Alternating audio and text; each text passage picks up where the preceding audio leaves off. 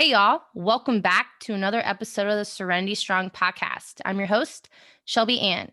Today, I have an interview guest with me, Lara Days. I'm excited to interview her. As always, the object of my podcast is to never tell you how to live your life. Is always to give you suggestions, outlook, perspective on what's going on in my life, things that I have read or doing, or also to bring somebody on and to pick their brain, right? Just give you insight of how to maximize, manifest your life. So I'm going to turn the mic over to Lara and let her introduce herself. Hello. Thank you so much for having me. I'm so excited to be here. I am Lara Days, originally from Iowa City, Iowa, now in Dallas, Texas, because your girl got real sick and tired of the cold. I grew up in sports and music, got my undergraduate degree in music performance and education, master's degree in music and choral conducting, and now I'm still doing both. I am a part-time middle school choir director, and I run my own nutrition and mindset coaching biz called Lara Elizabeth Coaching. Nice. So born and raised in Iowa, but then got out because of the cold. Not a fan. I'm not gonna lie. I love Iowa. It's pretty, but I am definitely over the winter. It's real. Right? So did you do sports in college? I can't remember if you I said that. did. I played college softball for 2 years. And that was kind of an accident. I didn't play my freshman or sophomore year. They actually had asked me to be on the tennis team, and I didn't want to go back up to school early because summer was what it was all about. And I didn't want to go back up to Appleton, Wisconsin, where I went to school. Because I loved my time in Iowa City. But my junior year, I got an email from the softball coach basically saying she heard I played in high school and they needed a body. So there we are. Boom. Hey, you don't have an option. You're going to play. She was like, let's just chat. I was like, you do realize I'm a Connie, right? That's what we call the conservatory students. Like, I'm in the con.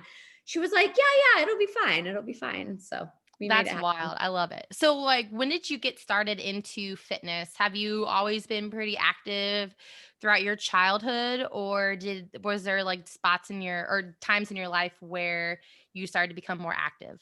Yeah, I mean, really from a young age, I really got into music and sports around the same time. I haven't thought about this in years, like tiny tumblers or something when I was super little.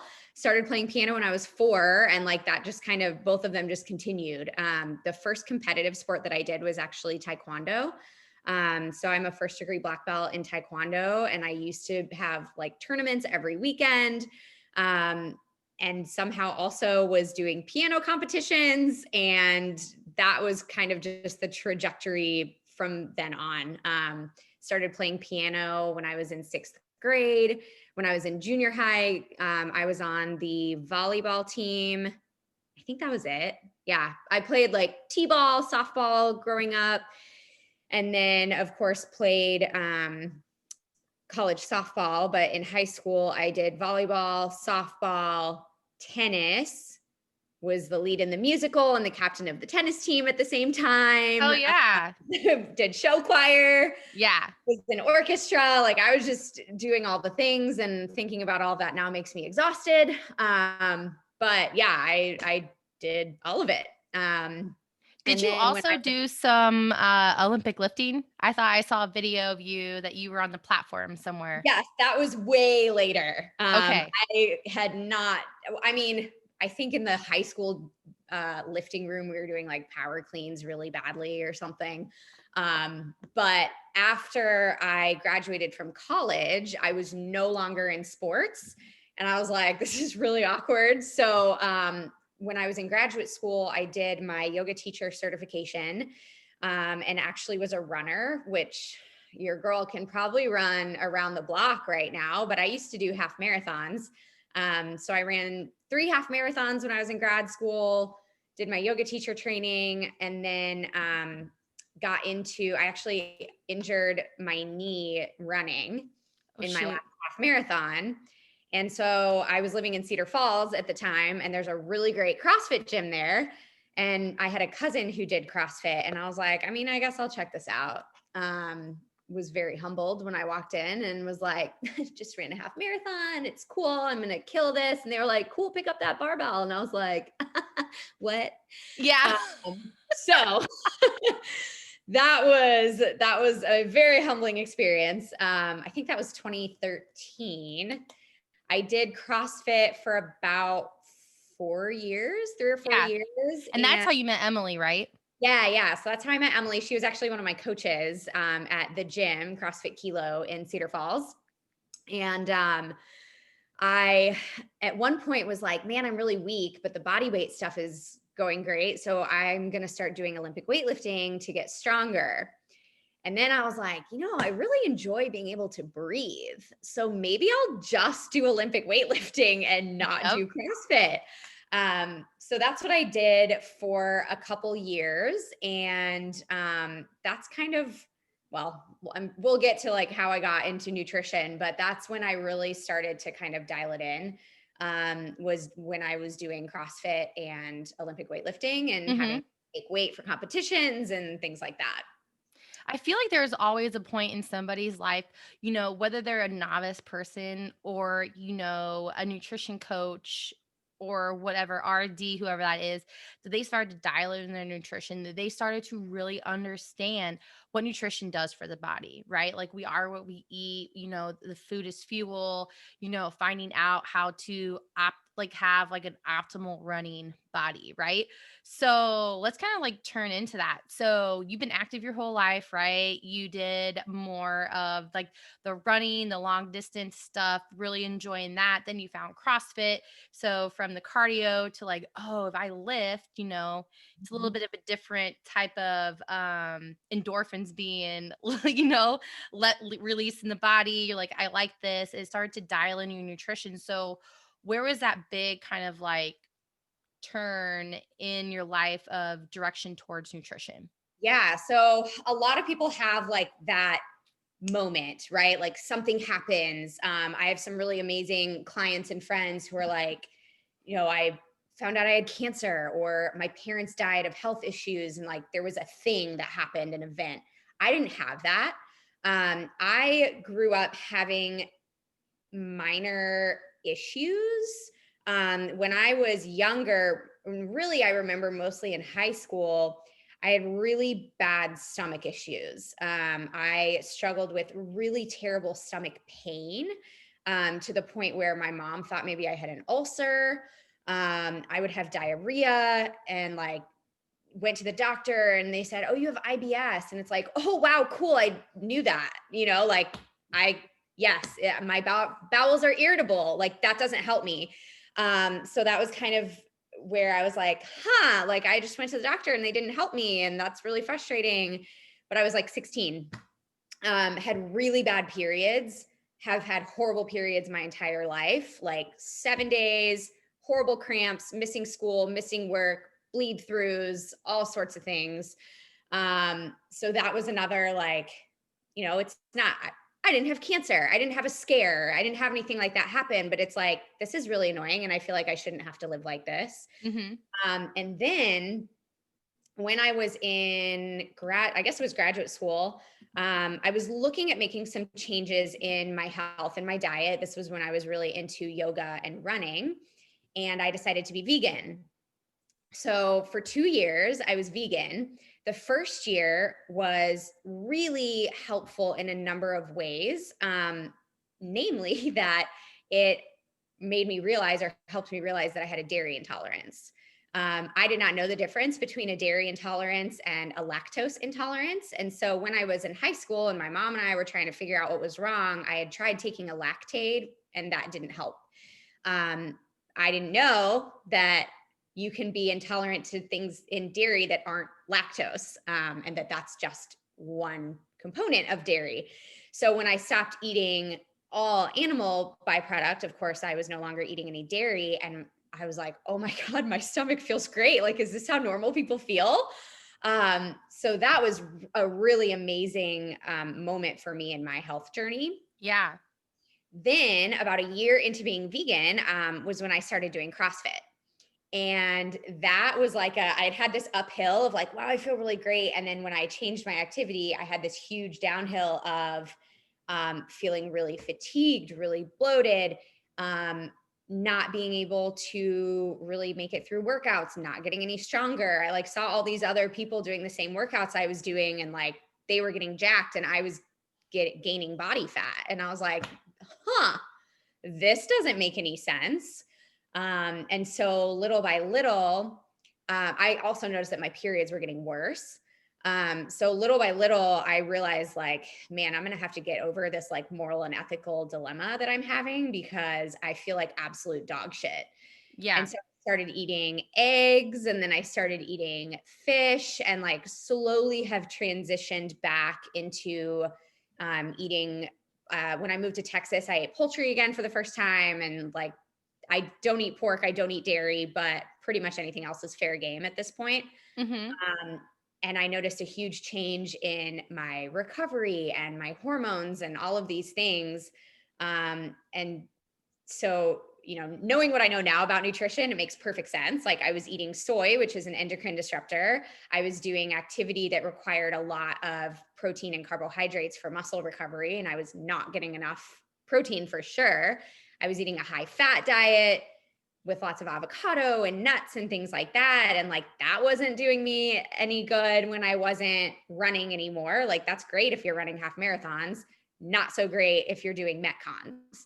Yeah. Um, so And I feel like that's the thing that people really like, and that's where like we come in because they don't really understand like the different modalities definitely need different food, right? And a lot of people are kind of in that CrossFit realm where it's like lifting with some high intensity stuff that like they need to feed their bodies more, especially women. Like they're like love-hate relationship with carbs and not and like starchy carbs and like kind of the good for you carbs, but then we like dive into like chocolate or sweets and I'm like, well, you can have those, but we need more of like all around, carbs. So you were like not feeling well. And then when you don't feel well and you feel well, it is like you're like alive again. It's like you are reborn. You're like, oh my Mhm. God, I have energy now and I can feel all this. So would you say it was like a correlation of like lack of protein and dairy that was your kind of like missing pieces of like taking out dairy and then increasing your protein and some carbs that really catalyzed you into feeling like the best you've ever felt? Or what was kind of like after you're like being a scientist and a research and like self discovery and all of that that you found out like what's the best for your body? I still don't know what's the best, and it changes. And I think that's really important for people to know is that like as our bodies change, as we get older, as we change our activity level and our activity type, and as our stress levels change, like we have to adapt. And so, I look at pictures from when I was CrossFitting versus pictures when I was doing just Olympic weightlifting with literally zero cardio. And I was more lean when I was doing Olympic weightlifting than when I was doing CrossFit because my body was so stressed. I wasn't taking rest days.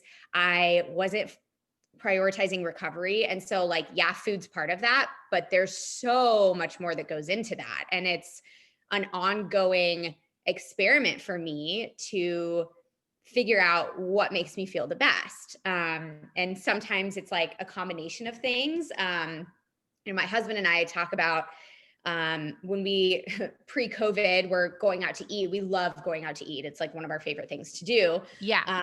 There's amazing dining in Dallas, and a lot of my husband's clients own restaurants and are in the restaurant industry. So we were out and about a lot, and I would notice, if I just have alcohol, I'm okay. If I just have dessert, I'm okay. If I just have spicy food, I'm okay. But if I combine those things, I am not okay anymore. And so we just have to listen to our bodies and pay attention. And what was really frustrating when I got to this point of doing CrossFit and feeling like absolute garbage when I was still eating vegan, I was like, I've been an athlete literally my entire life, and I don't know shit about nutrition. No one has told me anything. And so that's when I was like, I guess I have to do this myself because no one teaches you this. They teach you the damn food pyramid. And I'm like, you want me to eat 11 servings of bread in a day? Like, I'm never going to shit again. Are you kidding me? So, like, Fiber overload. right. And like you have a dairy triangle. Like I can't eat any of that. You're telling me the only place to get calcium is from dairy? That's complete bullshit. So, and I remember going to the doctor as a kid, and the question that they asked me every single time was, how many servings of milk are you drinking? So as a kid with a dairy intolerance that I didn't know existed, like I'm trying to drink all this milk that I also hated. Like I do not like dairy. And so, it's just not, we just aren't taught the things that we need to know about our bodies and what they need. And so that's when I started toying with the idea of doing this nutrition certification. And honestly, it wasn't so that I could coach, it was so that I could learn. Mhm. And so after, it was literally a year of like looking into different programs and not wanting to make the investment and kind of just riding that fence of like, I'm going to do it. No, I'm not going to do it. Like, oh, I don't know which one. Maybe I'll Yeah. talk to some more people first. I'll get feedback from other people because I can't make decisions for myself. And like all this back and forth, I finally ended up investing in Precision Nutrition's course. And that's when like light bulb after light bulb was going off. And I'm looking back thinking like, okay, that's why I felt like shit then. That's why, this dairy intolerance wasn't solved by taking lactate or whatever. And, it's a shame that we don't get this education, because I would argue that it's way more important than half the shit we learn in school. Absolutely. And it's really frustrating. Like, even for doctors, they don't even get a nutrition education like they should. Mhm. It's more of like, hey, so how you're going to make money is you're going to prescribe modern medicine. We don't want to give people the power to know and understand how their bodies run, because then we can't control them.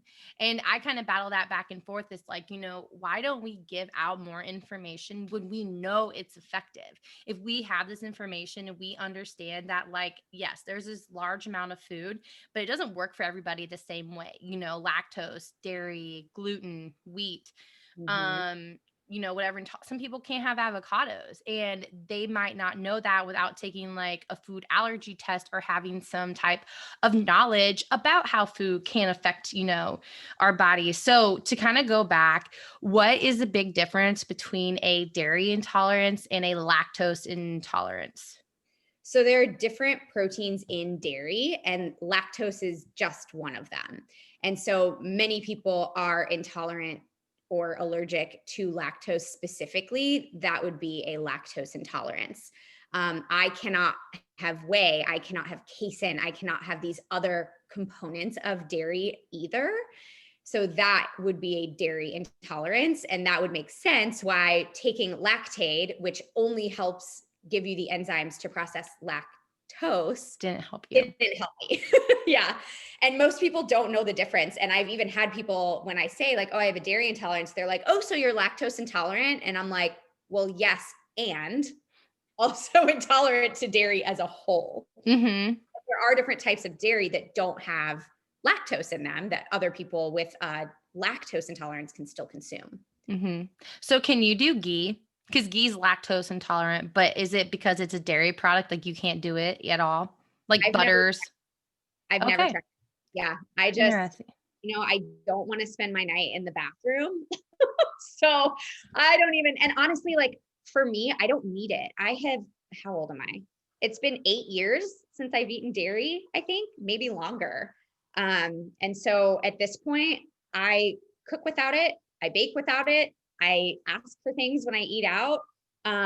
Like I don't need it. So at this point, it's like I've lived life long enough without it that I don't feel like it's an inconvenience. Yeah. Um, and it's 2021, and there is literally a substitute for everything. Right. I can get anything dairy free. I mean, that's very true. And I like what you said. Like, so many people have had issues with something that they have found some type of solution with coming up with some substitute for that. Like almond flour, coconut flour, different types of flour that you can use if you have a wheat intolerance or, some issue like that, substitute for eggs, substitute for butter. Isn't applesauce a substitute for butter You're asking the wrong person. I or think oil? so. I Or suck at baking. My husband does like all of the baking and cooking. I'm all nice. no bake. I'm like, I can mix shit in a bowl. Yeah. Have you seen the Baby Yoda meme where it's like, he's standing with a spatula and it's like my husband in the kitchen cooking and me just standing with my spatch waiting to stir. Like that's me. I'm not, Nice. I just tell me when to stir something.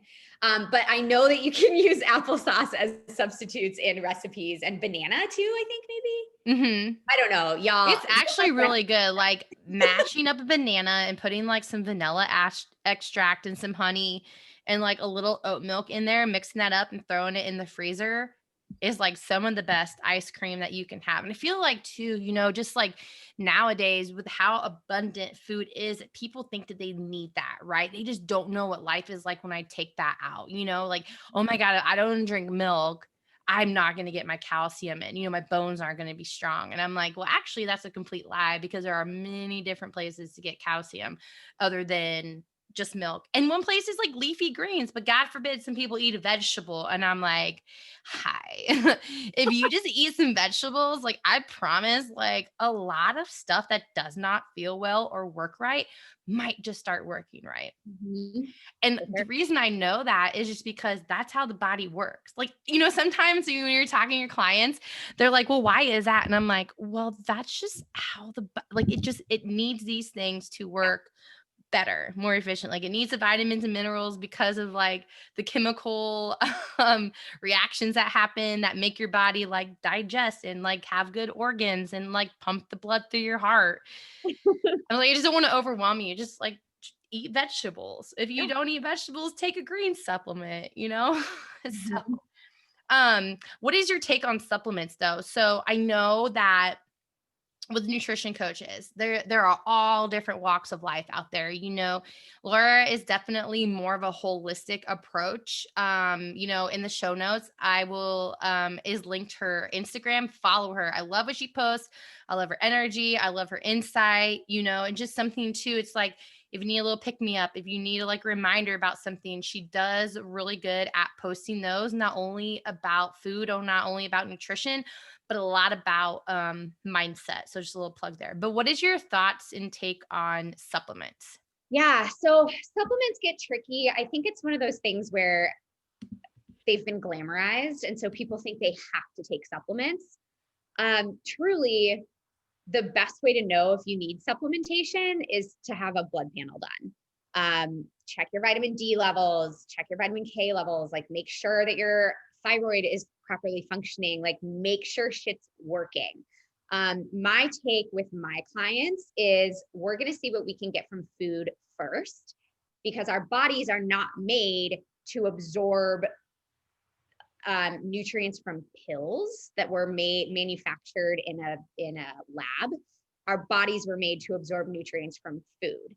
And so anything that we get from food, our body is going to use more efficiently. Hmm. Uh, if our diet is in check, we're getting plenty of different micronutrients from different foods. We're getting plenty of protein. We're getting, we have a well-rounded diet and we're still lacking in something. That's when supplementation comes in. And especially, most of my female clients, I recommend a high quality magnesium supplement because most of us are deficient in magnesium and it's crucial for good hormone health. I really Like hope there's like a scientific research that comes out in the future as to why. Like, okay, yay, we proved it, and like we proved it, but like, why are women so much more deficient in magnesium? Is it like I know there's probably like a lot of things, but like, is it because we have our periods? Is it because we lose a lot of blood? Because we like work our muscles like over and we don't get enough carbohydrates in? It's just yeah, like yeah, for sure. Yeah, I think probably just hormonal differences. But many men are also deficient in magnesium. My understanding is that it's not as high on their priorities list because they don't have a period. So that we could need be it why. So we more. have actually solved it. Everybody's deficient in magnesium because we probably don't eat enough vegetables True. like we need to Uh, be. Yes. And second is everybody's deficient, but women because we bleed once a month. Yeah. I think the last stat I saw was that about 68% of people in the US are deficient in magnesium. And that's one that is probably not going to hurt you to take. I do for sure recommend, like, if you have known sensitivities, if you've never taken supplements before, definitely get with a registered dietitian or your doctor and make sure that that is safe for you to take. Disclaimer, I cannot prescribe things to people. I'm a certified nutrition coach. I'm not a registered dietitian. I'm not board certified. So don't just go buy a bunch of supplements. That being said, high quality supplements are really important too. If we just go spend a bunch of money on Walmart brand supplements, we're probably going to pee them out and you're wasting your money. Yep. So there are some, I actually get my probiotic and something else prescribed from a functional med doc because that's going to be way higher quality than the things we can get off the shelf. But yeah, my overall take on supplementation is that we need to try to get what we can from our diet first. And then if we're still not getting what we need, a high quality supplement can be a really great way to add to that. Yeah. And especially right now, vitamin D. Vitamin D is another one that we're all pretty much all deficient on, especially in the winter. And it's been shown to really help with COVID-19 severity and recovery and prevention. So vitamin D for sure, with a vitamin K, K3 to help you digest the vitamin D. Yeah, K2, I think it's Thorn and another nutrition company has really good quality supplements, and they have vitamin D with vitamin K3. You know, nutrition. oh We got yeah, that. here. K2 and D3. This is the one that I take. Oh, do you have the gummies? Yes, I do. Because I like that. Yeah. And, with supplement companies, the thing about it is they can get away with a lot of things, right? So, like, yay for the FDA, but I'm Well, like, okay, FDA, let's get our shit together because you let a lot of things slide. And why are Doritos different in the United States than they are overseas? I just don't understand. Don't understand why they allow shit product in the United States when they know our diet is like our kind of Western diet is already shit. So with supplement companies, make sure they're third party tested. Do a little bit of research. Don't get a product because you got a discount code or the person that you follow on Instagram is promoting that. Like some of them promote it because they get paid by the supplement company to promote that. That's how they get their money. I'm not trying to put that down, but do a little bit of research. And like Lara said, if you don't know, go to your doctor or go to your primary care physician or like a holistic doctor and, ask them, get some blood work done, understand how your body works. If you want the best education, understand how this vessel that you live in every day works so that you can optimally like thrive and live and be pain free, have more energy, do whatever. yeah. What's your take? I know we're kind of getting on this. So like I read a study that they did on porter potties and there was so many capsules in the porter potty because it wasn't like digesting down.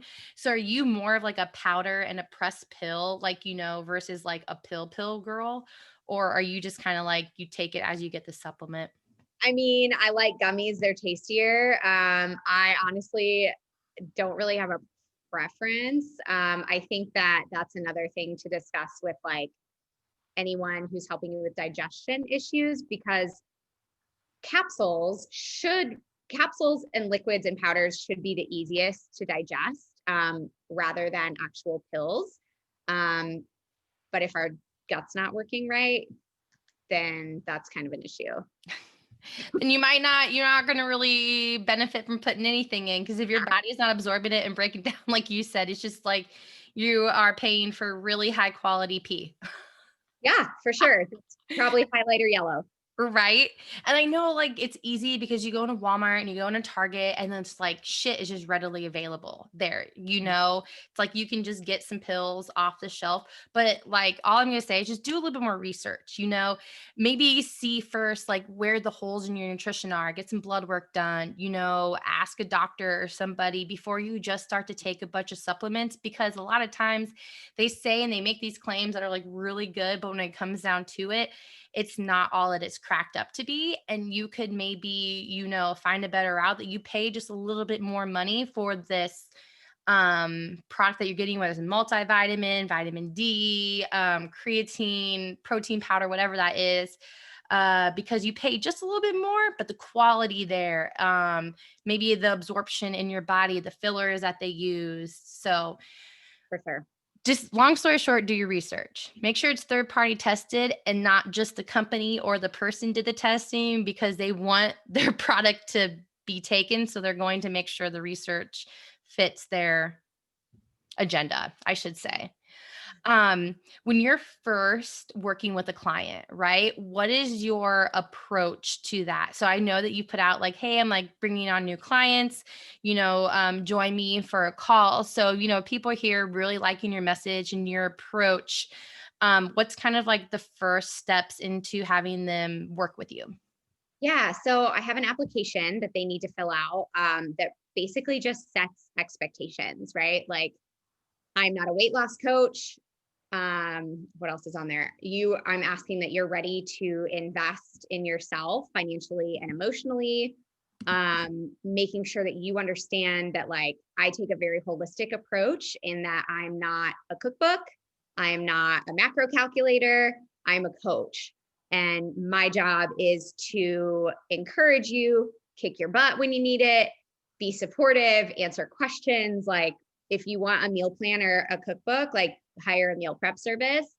If you want macros, go to tdeecalculator.net. I don't know. Like, that's not really what I do. And so my application basically just clarifies all of that. So if you stumble on my app and you want a meal plan, you can see, oh, wow, this isn't for me. Like, I'm not going to apply. Uh, Mm-hmm. and so basically, if you fill that out, you submit it.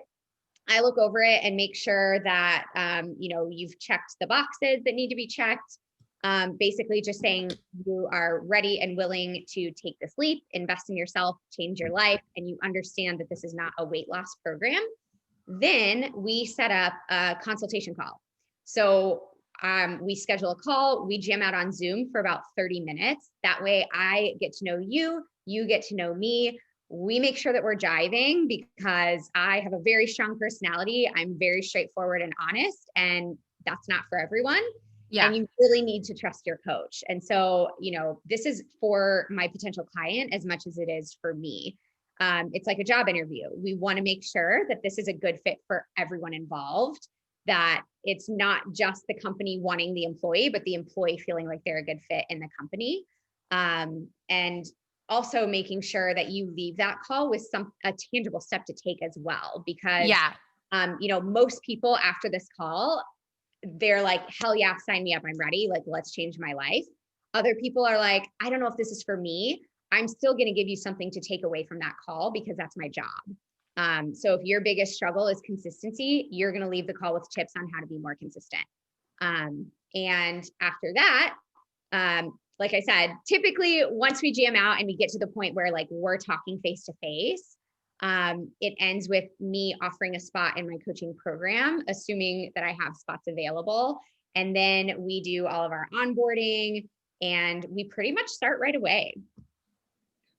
Nice. And I think what you said is really important for people to understand, that it is a relationship. We need you to be willing to put in the work, because no matter what, no matter if you have a template, no matter if you have a meal plan, like, at the end of the day, you have to put the work in. And if you're not willing to put the work in, then it may not be a good fit. And I feel like that's a direction that a lot of coaches are going in. We want to help everybody. That's why we started what we started. We know that there is a huge disconnect between education and helping people understand their body, right? There's just a lot of like, oh, well, eat this, do that, not really educating them on the holistic approach of like, how is your stress? How is your mindset? How do you plan out your week?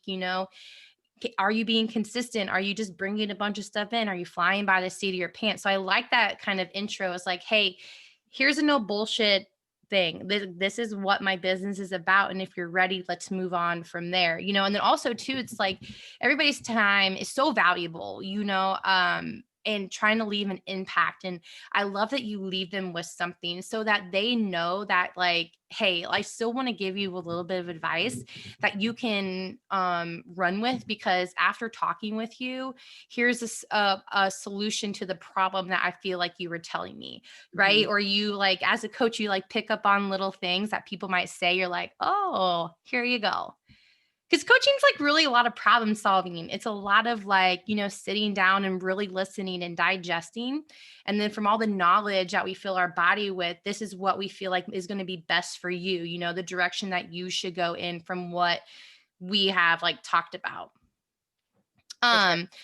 With your clients, what are some levels that you offer them? So we were talking before, and a lot of times it's like a one-stop approach, and what I like about what Laura and I were talking about before the interview is that she has two different tiers that people can sign up for. So what are some of them if somebody's like super interested Yeah. now and they're like, okay, I want to work with Laura. Yeah, for sure. So I have two tiers of my one-on-one coaching, and I also have a group coaching program. So I just started my third round of my group coaching program called Unlock Your Power. It's a 12-week program that is really kind of like a fast track. I bring in guest coaches.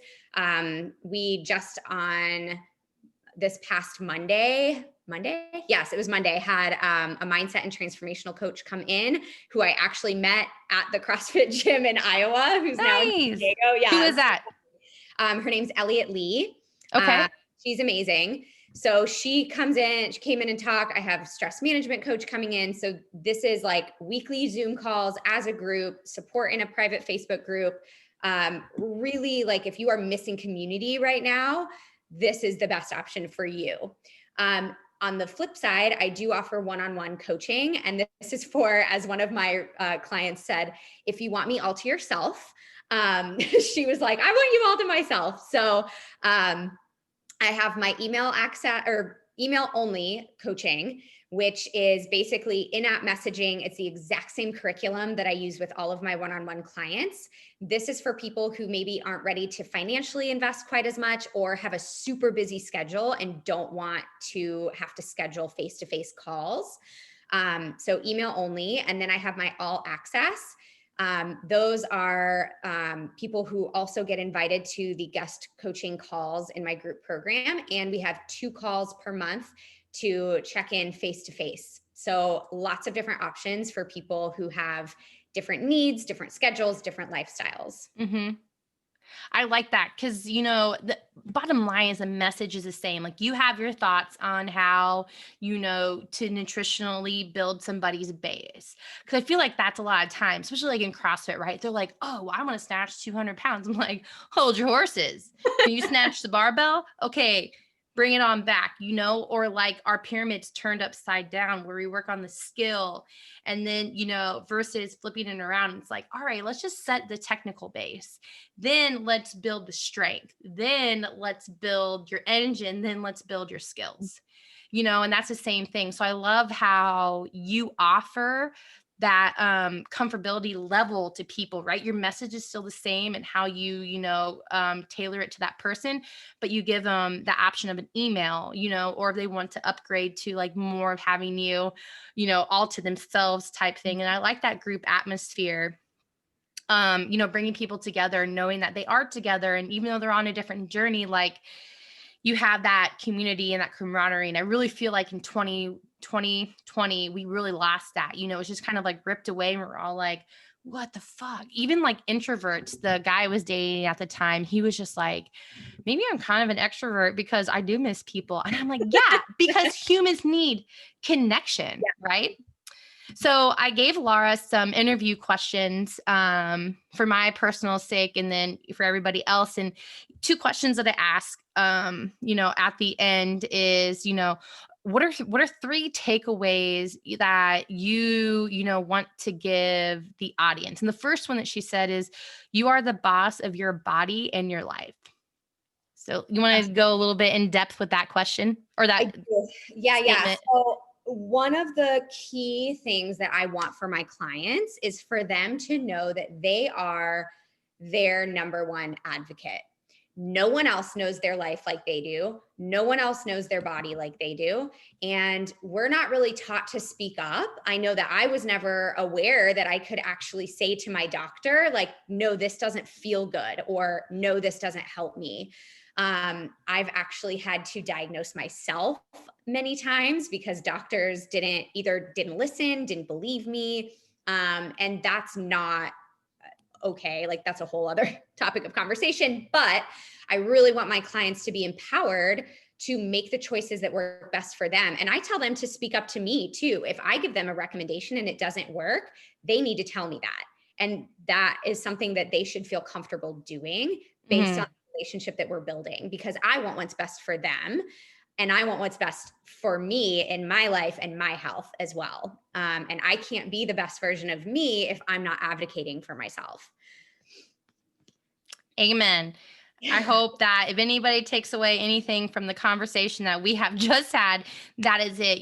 Stand up for your body, stand up for your vessel. If something doesn't feel right, if it doesn't work, you have every right to let the doctor know or the coach know that you're working with, because we give suggestions and we feel like maybe you might be ready for that and then you're not, or it doesn't work. And we definitely have lots of tools in our tool belt. That's why we dedicate our life, our brain, to this of like, okay, continuously learning and continuously putting ourselves out there and meeting new people and asking them questions, to make sure that we have so many different approaches to eat vegetables. We want you to eat vegetables, but the way to get there is going to look a lot different, for everybody. All right. Second thing that she said is, anything you can imagine can be your reality. I like that one. Absolutely. This is something that I have to remind myself of all the time. If you're a business owner, this comes through as imposter syndrome often. But in a more like health and fitness standpoint, I remember thinking like, oh, she's so strong, like she's so jacked, blah, blah, blah, blah. And like just feeling like that wasn't for me. And those are my own limiting beliefs. There is, of course, there are things that are not possible from like a physiological standpoint. I'm never going to be a professional volleyball player. I'm 5'5". Like, I'm just not going to play front row on a professional volleyball team. That's okay. That was not in my path. But on, a more realistic scale, like, there's no reason that these people you look up to can't be you. And I think, that's something that I really try to drive home with my clients too, is because, they see me as this authority figure or someone who had different opportunities and things like that. And like, yes, I've had a lot of opportunities that were maybe helped me fast track a little bit. And I definitely don't take those for granted. But at the same time, it's our responsibility to act on the opportunities that we're given. And it's our job to get out of our own way. And honestly, like, my client's biggest barrier is usually their head and their mindset. And so if you can dream it, you can do it. I like it. If you can dream it, you can do it. Absolutely. And then your thoughts are the gateway to everything else you want. So I guess that's kind of the same thing. But yes, like I actually posted about this recently, and I always talk about it on my first call with my Unlock Your Power group. And that is that our thoughts create our feelings create our actions, and our actions create our outcomes. And so I think a lot of times we sit in these thought cycles, not realizing that, like, if my thoughts are constantly negative, I'm going to feel like shit, and I'm not going to take action, because if I feel like shit, why would I take action? I'm sitting in a victim mentality. I'm sitting in self-pity and I'm sitting in negativity. Like nothing's going to happen. And I have no reason to believe that my outcomes are ever going to change. If I can Mm-hmm. start to shift my thoughts, I start to feel differently. And there's a whole science in our brains about all of this. If you want to know more from someone who knows all of the details, I recommend looking into Dr. Joe Dispenza. But our thoughts truly do create our reality. And if you're feeling like you're stagnant, you're stuck, you're not going anywhere, the first thing to do is check your thoughts. When I did my yoga teacher certification, one of the people in the training with me told us about an activity where, and of course I don't have a hair tie on my wrist right now. We were using chakra bracelets because it was a yoga teacher training, but you can use a hair tie, a rubber band, whatever. And every time you have a negative thought, you move that rubber band to the other wrist as a physical indication of how often you're having negative thoughts. I'm a very positive person, and I was shocked at the number of times that I was having negative thoughts. Mm-hmm. And we just can't ever change if that's where we're living. So check your thoughts. It will change the way you feel and therefore behave, and therefore will change your outcomes in your life. Amen to that. Mindset is truly everything. And, it's always going to be ebb and flow of, you're not going to have always great thoughts about yourself, but try to minimize them as much as you can. Or if you start to have negative thoughts, turn them to positive. Be like, all right, I have not done what I said I was going to do of drinking water or training. What is keeping me from doing that? Right. Versus always beating yourself up, because then you live in those thoughts. Mm-hmm. Despite what anybody else says, if you start to believe other people say and you let that control you. So I really like that. And then I asked her, I was like, one thing you would want your younger self to know that you know now. And Don't she said, don't settle ever for settle. anything. I didn't know if you remember that. Sorry. Don't settle. You're good. This one's unlocked. Because I'm a former settler. And this is in all aspects of your life, not just when it comes to your physical and emotional health, in relationships, in jobs. I spent so long just being in relationships because I didn't think I would ever find anyone better, Yep. or keeping a job I was miserable in because I was so scared that I wouldn't find something else. And it's just not worth it. Our time here is too short. And if you're feeling miserable in your body, in your relationship, in your job, in your home, you can change it. And it might require asking for help, but there's no reason that you have to settle. And that is something that, if I were to have the chance to go back to my 20s and do things over, obviously I probably wouldn't be where I am now. So maybe I wouldn't go back and take it. But, having those moments of like, I don't have to put up with this, and actually not putting up with it instead of continuing to put up with it would have been a game changer.